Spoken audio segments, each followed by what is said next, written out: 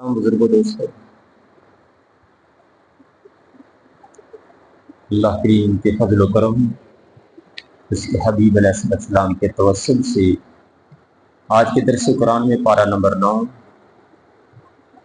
اس کی آیت نمبر 38، 39 اور 40 تلاوت کی ہے۔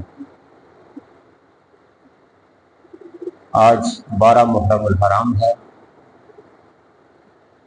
2 سال 3 مہینے اور آج 12 دن کے اندر الحمدللہ ہم نے 9 پارے جو ہیں وہ ختم کر لیے ہیں ہمارے دروس کے، اور کل سے انشاءاللہ تعالی 10واں پارہ جو ہے وہ سٹارٹ ہو جائے گا۔ اللہ کریم فرما رہے ہیں کہ اے میرے محبوب، قل فرما دو، للذین کفروا، وہ لوگ جنہوں نے کفر کیا،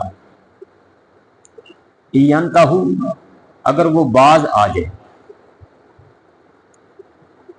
اب کفار مشرکین ان کا وتیرہ کیا تھا؟ ایک تو ہوتا ہے کہ ایک شخص نے کفر کیا، وہ کافر ہے، لیکن وہ معاشرے میں رہتا ہے، کسی کو تکلیف نہیں دیتا، کسی کو پریشان نہیں کرتا، اسلام کے راستے میں روڑے نہیں اٹکاتا، تو وہاں تو کوئی ایسی بات نہیں۔ لیکن مشرکین مکہ، کفار مکہ، وہ کیا کرتے؟ آئے روز دین کے راستے میں روڑے اٹکاتے، یعنی دین کو ہٹانے کی کوشش کرتے۔ ان کی یہ خواہش ہوتی کہ ہمارا جو کفر ہے وہ غالب ہے۔ اب دیکھو ابو جہل کیسے کیسے کام کرتا، ان کی بیویاں، ابو لہب کی بیوی، ابو جہل کی بیوی، ابو سفیان کی بیوی، یعنی یہ تمام خواتین کیا کرتی؟ حضور جدھر جاتے راستے میں کانٹے بچھاتی۔ آقا علیہ السلام اگر حریم کعبہ میں ہوتے تو آ کر مٹی پھینکتی۔ آقا علیہ السلام سجدہ میں جاتے تو مشرکین آتے، آپ کی پیٹھ پر اونٹ کی اوجریاں رکھ دیتے۔ یعنی ان کا کام کیا تھا؟ دین کے راستے میں روڑے اٹکانا۔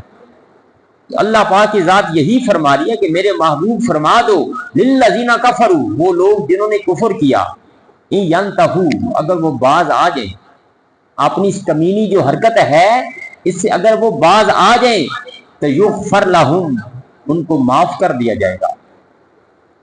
ما قد سلف، جو کچھ گزر گیا اس کو پانی ڈال دو۔ لیکن وَإِن يَعُودُوا، لیکن اگر وہ اپنی کرتوتوں سے باز نہ آئے، پھر انہوں نے یہ کام کرنا شروع کر دیا، تو فقد مدت سنت الاولین، ان پر وہی طریقہ آزمایا جائے گا جو قوم لوط، قوم سمود، قوم نوح، جو ان اقوام کی حالت ہوئی، پھر ان کو بھی نست و نابود کر دیا جائے گا۔ اب دیکھو ان اقوام، نوح علیہ السلام کی قوم نے کیا کیا؟ اللہ پاک نے پانی کے اندر غرق کر دیا۔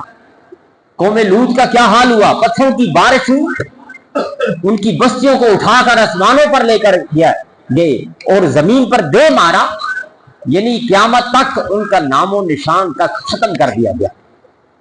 اللہ پاک کی ذات یہی فرما رہی ہے، فقد مدت سنت الاولین، پھر پہلے لوگوں کے ساتھ جو ہوا وہی طریقہ ان پر دہرایا جائے گا، تو ان پر وہ نوبت نہ آئے۔ اس لیے یہ کیا کریں کہ اپنے اس کام سے، اس گھٹیا کمینی حرکت سے یہ باز آ جائیں۔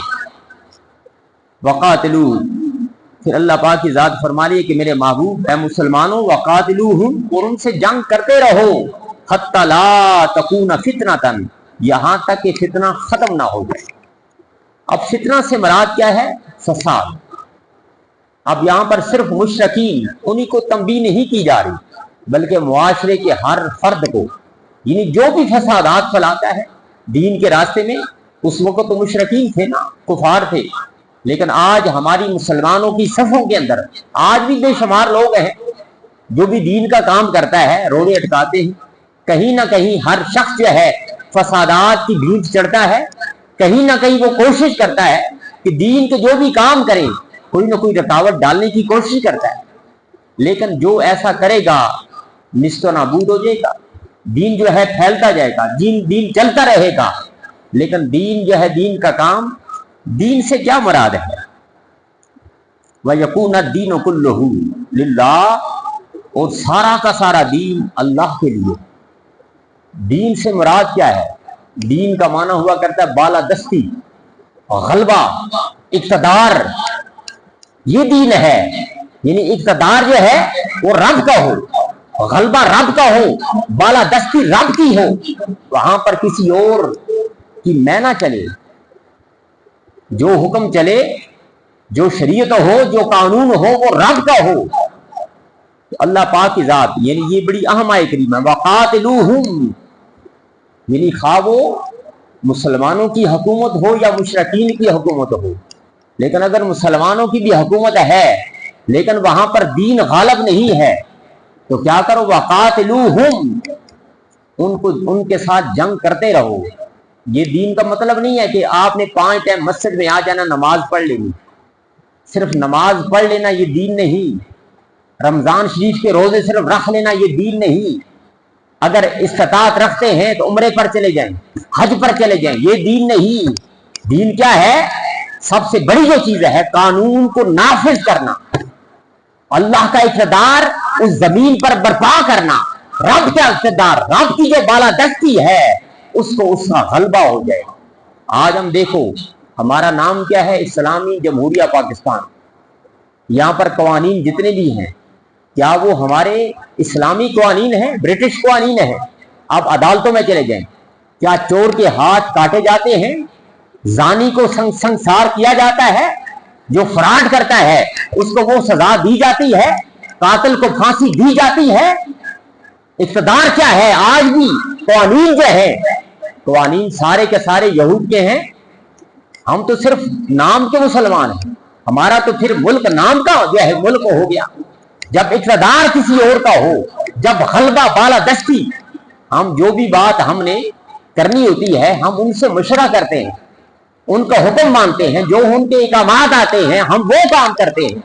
हमने कभी शरीयत को, इस्लाम को, उसको हमने गलबा नहीं किया। तो क्या फिर, क्या मुशरिकीन जो थे उनको क्या ये थी बात? वो कहते थे मोहम्मद अरबी बेशक नमाज पढ़ते रहे, उनको नमाज से कोई गरज नहीं थी, उनको रोजा से कोई गरज नहीं था, लेकिन वो भी ये चाहते थे। अबू जहल, अबू लहब क्या चाहते थे? अबू सुफियान क्या चाहता था? इक़्तिदार हमारा हो, कुर्सी हमारी हो, हुक्म हमारा चले। लेकिन अल्लाह पाक की जात क्या चाह रही है कि ऐ मुशरिकीन मक्का, ऐ कुफारे मक्का, ये तो नहीं हो सकता, इक़्तिदार आपका हो, गलबा आपका हो। आज भी यही चीज है।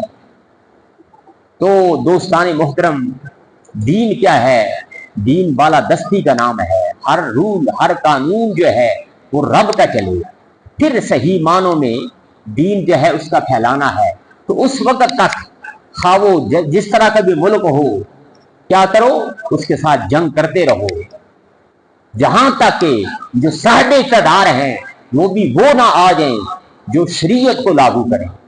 पार्लियामेंट हाउस में बैठे हुए लोग, वहां पर कानून, इस्लामी कानून की बालादस्ती हो, जब तक वो लोग, वो नुमाइंदगान ना आ जाए, उस वक्त तक अल्लाह पाक की जात फरमा रही है वक़ातिलूहुम, आप क्या करो, उनके साथ जंग करते रहोगे।